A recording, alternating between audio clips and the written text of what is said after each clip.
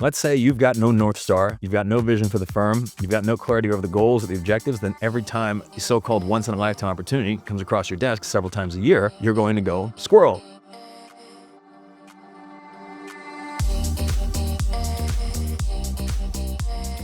I'm Michael Mogill, founder and CEO of Crisp, the nation's #1 law firm growth company.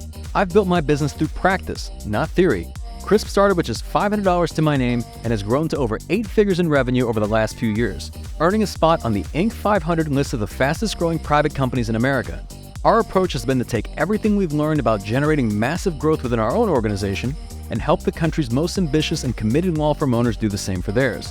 In each episode of this podcast, I sit down with innovative market leaders from the legal industry and beyond to learn from those who thrive in the face of adversity, challenge the status quo, and define what it means to be a true game changer. This is Jessica, Head of Coaching Strategy at Crisp, and today we're flipping the script for another special edition episode to get Michael's take on why success comes with trade-offs and how to make them count, how to handle relentless pressure to perform at the highest level, and how to focus on the right opportunities and say no to the rest. If you had clarity on where it is that you want to go, where the vision is, then any opportunity that comes across your desk, you'd weigh that from the standpoint of, hey, does me taking advantage of this opportunity or me getting involved with this move me closer to or further away from where it is that I want to go in terms of supporting my vision? That's coming up on the Game Changing Attorney podcast.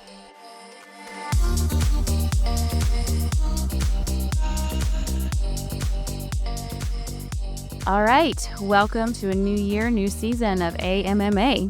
Welcome. New year, new you. I mean, how many people listening to 2025 going to be your year? Oh, yeah. There's like the progression, right? That someone will say, okay, well, 2023, that was the year where the resilience year. Then 2024 was the buildup. And then 2025 is going to be the year, right? So if you're one of those people, there's no hope for you, right?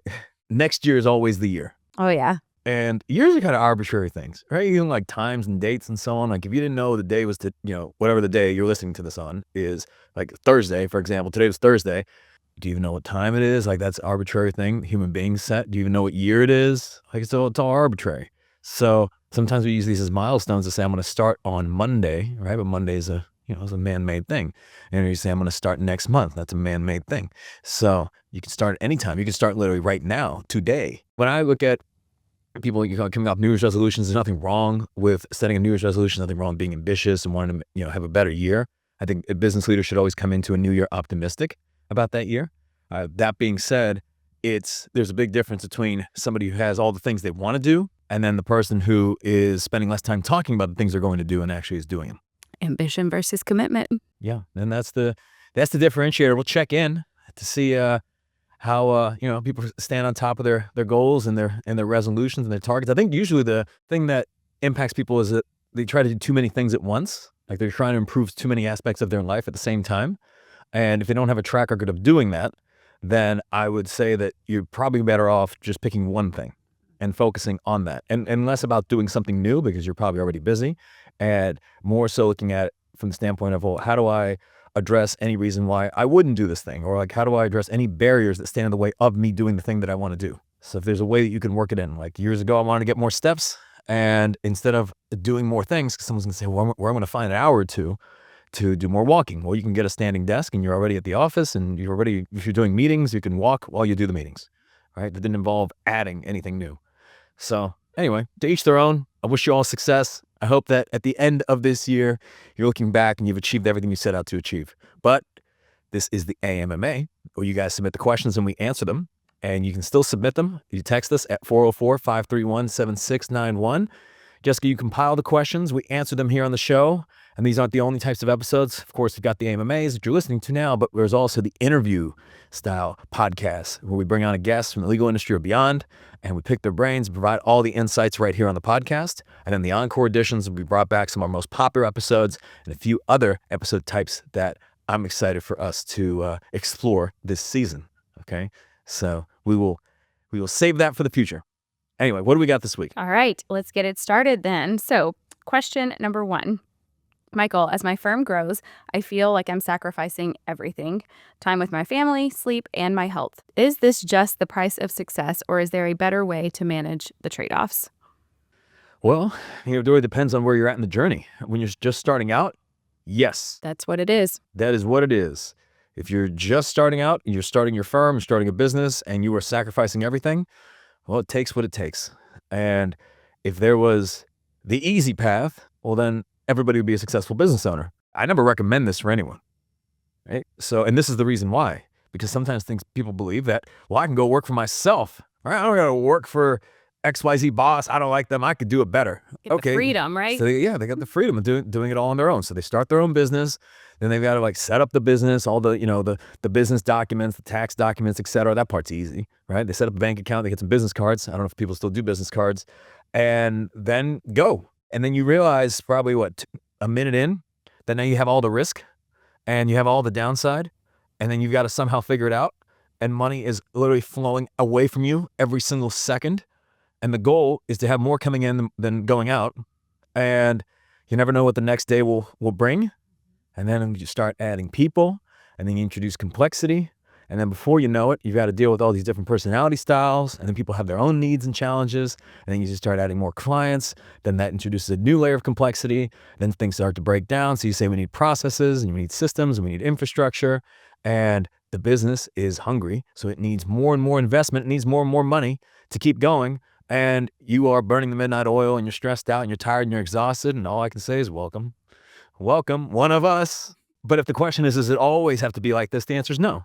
Of course not. There is something that can help you on this journey, and it's learning to be able to delegate things. Now, we all know, I don't know if we all know, but I think most people know that they probably should delegate. And this is beyond the scope of this podcast to deal with the mental issues for why somebody does not delegate. So that is something you will have to explore on your own, whether it's in your childhood or for whatever reason.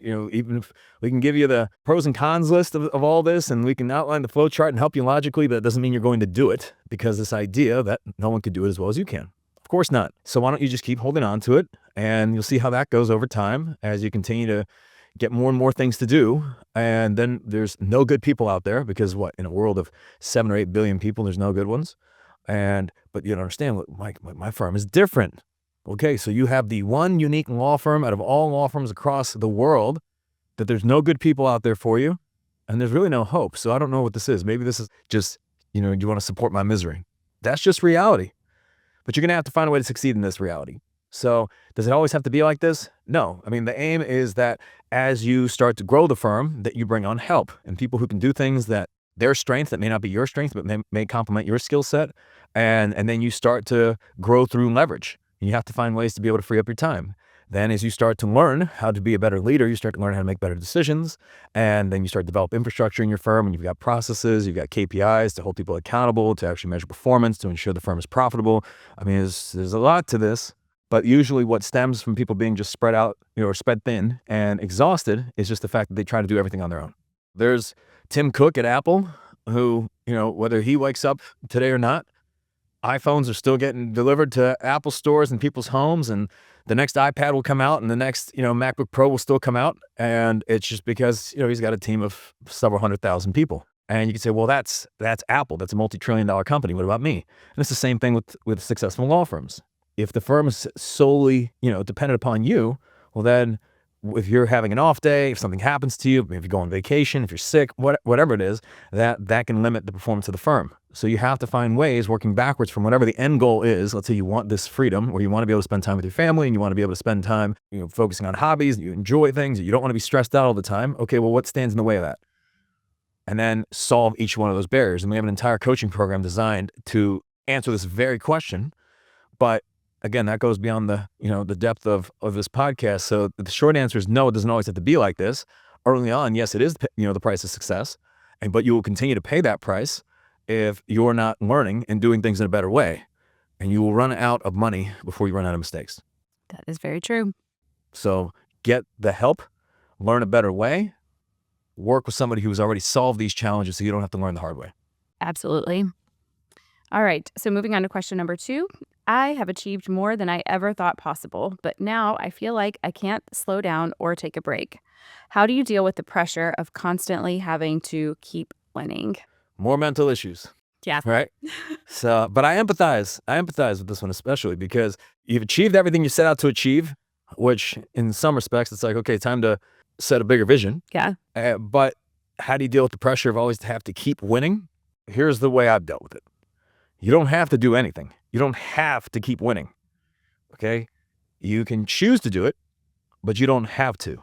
And when you feel like you have to, that's due to either some external pressure you put upon yourself, or just seeking, someone else's approval, or it's status seeking, or it's ego, or whatever that might be. Okay, it's just what it is. Because if you've achieved everything you set out to achieve, then what else do you have to prove to anyone? And if you don't have anything to prove to anyone, well, then maybe it comes down to you wanting to prove things to yourself. And then it's reconciling the fact of whether that is something that you want or you don't want, but you're an adult with free will, and you can decide if you want to keep winning or if you want to start losing, or somewhere in between. But that choice is 100% yours. And that's empowering, right? So you decide. I would say that generally, if you've achieved everything you've set out to achieve and you're in a good place with your business and your life, and then I would be very mindful of future decisions that you make, because if it doesn't improve your life in some way, then is the sacrifice worth it? Early on, sure, absolutely. You've got nothing. You want to be able to build, something great. And whether you're chasing financial freedom, whether it's personal growth, professional growth, whatever it is that you're chasing, if you've achieved those things, then maybe you're at a point where you've got FU money. And what that means is that you can respond to whatever it is that you don't want to do with FU, right? So isn't the goal in life to be able to do whatever it is that you want to do with the people you want to do it with and spend your time however you like? And if you're at that place, then be very mindful of what else you're committing yourself to. But there is also reconciling one's true nature. And if you're the type of person that, growth for you is a constant non-negotiable, and this is about you living up to whatever you believe your potential might be, then you've got to reconcile that. But I think it starts with recognizing that it's not have to do anything. It's you get to, and you get to choose to. And to be in a position where you get to decide is something you should be very grateful for. Mm-hmm. Absolutely. All right. And to close this out today with question number 3, Michael, as my firm grows, more opportunities are coming my way, and I'm finding it hard to stay focused on what truly matters. How do you know when to say no and avoid distractions? Well, by being clear on what truly matters. I mean, if you're clear on what it is that you were doing, let's flip it the other way. Let's say you've got no North Star, you've got no vision for the firm, you've got no clarity over the goals or the objectives, then every time a so-called once-in-a-lifetime opportunity comes across your desk several times a year, you're going to go squirrel, right? You're going to get excited. You're like, maybe you should do this. Maybe we should go in this direction. Maybe we should go in that direction. And that stems from not having any sort of just guiding post of a decision-making framework. Because if you had clarity on where it is that you want to go, where the vision is, then any opportunity that comes across your desk, you'd weigh that from the standpoint of, hey, does me taking advantage of this opportunity or me getting involved with this move me closer to or further away from where it is that I want to go in terms of supporting my vision? Like, does it support my vision? Does it work against the vision? No vision, then who knows? If you have no clarity over what it is you want to do, then of course you're going to be, chasing squirrels, all day long. It starts with clarity, number 1. And then number 2, as you grow, you're going to have more and more amazing opportunities. Amazing. They're going to be once in a lifetime, and you're going to experience them every couple months. Okay. So some of them could probably be great, and some of them could really be lucrative for you. Who knows? I mean, I don't know what these specific opportunities are, but what I have learned through experience of taking advantage of some poor opportunities and also some good ones is that generally, if it's not something that gets you excited, and if it's not a hell yes for you, then it should probably be a hell no. And then there should also be an entire framework around opportunities from the standpoint of, and this is an area that you understand well, like at your level of expertise. Like if somebody comes to you and says, hey, we should start a restaurant, right? Or you should invest in this restaurant. You should invest in these online, JPEG images or GIFs, NFTs or cryptocurrency or whatever. If it's a space that you'd have no understanding in, I would say probably a pass. Let's say it's an area that you really like.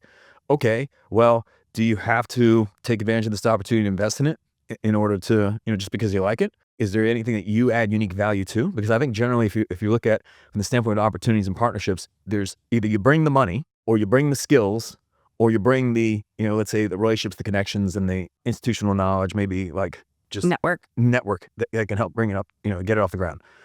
So, but if you have partners where everyone just brings the money, and then you're missing all those other pieces, well, then it's probably not going to work.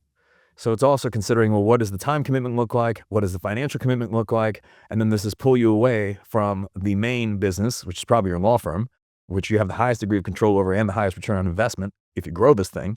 So it just comes down to, is this an area that you want to dedicate time to? And if so, it might be a good fit. If it's something you're not sure about, the answer is no. So you should genuinely be excited. And again, there's nothing wrong with pursuing new opportunities, but this whole idea of I forget who perpetuated it around saying that millionaires have 8 streams of income, right? And then people that are trying to become millionaires, they try to have all these different streams of income where they're not really earning a whole lot of money in any of these different streams. And true wealth is built through concentration and focus. And now you want to preserve wealth, that's through diversification. You can invest in index funds and bonds and that sort of stuff. But if you're trying to really grow wealth, it's through focus and concentration, not through doing 5, 6, 7, 8 different things at the same time. Probably not even doing 2 things at the same time. If you can focus on the main thing and only the main thing, which is your business and your law firm, get that to a great place where it's not dependent upon you anymore. You can grow it and scale it, then great. You can invest in car washes and you can invest in all sorts of different things you may want to do. I would just be very mindful of the fact that, when you make a commitment to something, that's going to pull away. Basically saying yes to someone is saying no to someone else. Exactly. And that could be saying no to your family. That could be saying no to your kids because you're now going to have to, basically have this additional commitment. Yeah, you said it perfectly. And that rounds us out today. All right. Until next time. Thank you. You've been listening to the Game Changing Attorney podcast with Michael Mogill. If you found this episode valuable, here are 3 free ways that we can help you grow your law firm. Number 1, download the first chapter of Michael's book absolutely free at gamechangingattorney.com. Number 2, you can shoot Michael a text at 404-531-7691 and ask him any question you'd like. You might just hear the answer on the next episode. And finally, number 3, if you can leave this podcast a 5-star review, it will help us gain access to more influential thought leaders and bring their lessons learned here to you. For more information on this episode, see the show notes in your podcast app or visit legalpodcast.com.